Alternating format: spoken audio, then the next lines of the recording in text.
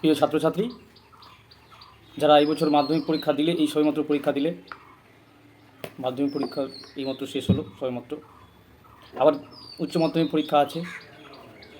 তো যারা মাধ্যমিক পরীক্ষা দিলে তারা ভাবছো যে আমরা এই সময়টাতে কী করব, তাদের জন্য বলি, তোমরা সবসময় পড়াশোনার সঙ্গে অ্যাটাচ থাকো, বিভিন্ন ধরনের বইপত্র পড়ো, কাজের ফাঁকে একটু একটু তোমরা বাবা মাকে সাহায্য করো, বাবা মার কাজে একটু হাত বাটাও।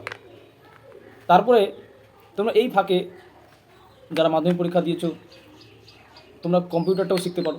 কম্পিউটার তো এখন সচরাচর সব জায়গায় কাজে লাগে। কম্পিউটারটা একটু শিখে রাখতে পারো, ট্রেনিং নিয়ে রাখতে পারো। 1 বছরের কোর্স আছে, 6 মাসের কোর্স আছে, তোমাদের ইচ্ছা খুশি মতো করে রাখতে পারবে। আর সবথেকে মূলত যেটা আলোচনা হচ্ছে, তোমরা এই পরীক্ষা দেওয়ার পরে কী নিবে, সায়েন্স নিয়ে পড়বে না আর্টস নিয়ে পড়বে, এটা একটা মূল বিষয়। কিন্তু এই বিষয়ের উপর ডিপেন্ড করে তোমাদের ভবিষ্যৎটা নির্ভর করবে। তো আমি সায়েন্স নিয়ে পড়বো না আর্টস নিয়ে পড়বো, এটা কীভাবে ডিসাইড করব? কে ডিসাইড করবে? বাবা মা ডিসাইড করবে না তুমি ডিসাইড করবে? তাহলে তোমাকে এই জিনিসটা ভালো ভালো করে মাথায় ভাবনা চিন্তা করতে হবে। তুমি কীভাবে পরীক্ষা দিয়েছো তার উপরও ডিপেন্ড করবে। তোমাদের রেজাল্ট কতটা আশা করছো তার উপর ডিপেন্ড করবে।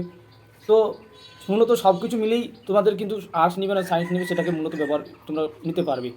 তো আমি একটাই কথা বলবো, তোমার সাবজেক্ট কী, কোনটা ভালো লাগে বেশি? সায়েন্সের সাবজেক্টগুলো ভালো লাগে না আর্টসের সাবজেক্টগুলো ভালো লাগে? সেটা তোমাকে আগে বুঝে নিতে হবে যে আমি আর্টসের সাবজেক্টগুলো ভালো পারছি, তো আর্টসের সাবজেক্টগুলোকে নিয়েই আমি পড়াশোনা করব। এমনটা না যে আমি সায়েন্স নিলেই যে ভালো জায়গায় পৌঁছতে পারবো, আর্টস নিলে ভালো জায়গায় পৌঁছতে পারবো, সেটা না। সব ক্ষেত্রেই সমান। তুমি সায়েন্স যদি নাও তাহলে তোমাকে প্রচুর পরিমাণে খাটতে হবে। সেই পরিমাণে খাটার তোমার দক্ষতা দরকার।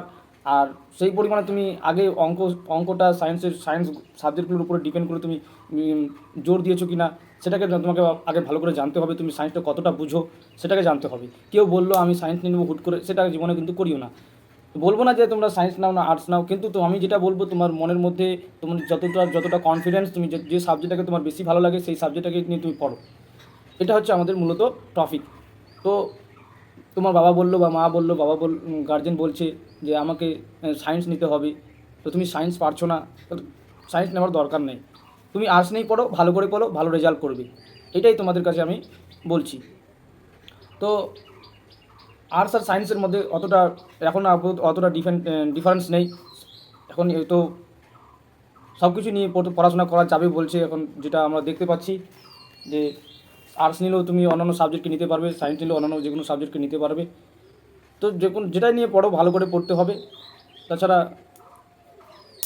প্রত্যেক গার্জেনকে বলবো যেন বাচ্চাদের উপর বাচ্চাদের সাথে পরামর্শ করে সেটাকে ওটা যেন চাপিয়ে না দেওয়া হয়। বাচ্চাদের সাথে পরামর্শ করেই যেন ডিসিশনটা নেওয়া হয় যে কী নিয়ে বাচ্চাটা পড়াশোনা করবে। সেই বাচ্চাটা কিন্তু পড়াশোনা করার আপনি তো চাপিয়ে দেবেন, কিন্তু বাচ্চাটা না নিতে পারলে সেটা কিন্তু আপনার বাচ্চার পরবর্তীতে ক্ষতি হতে পারে। তাই বলবো আপনারা সবার সাথে একটু পরামর্শ করে এগুলোকে আলোচনা করা দরকার।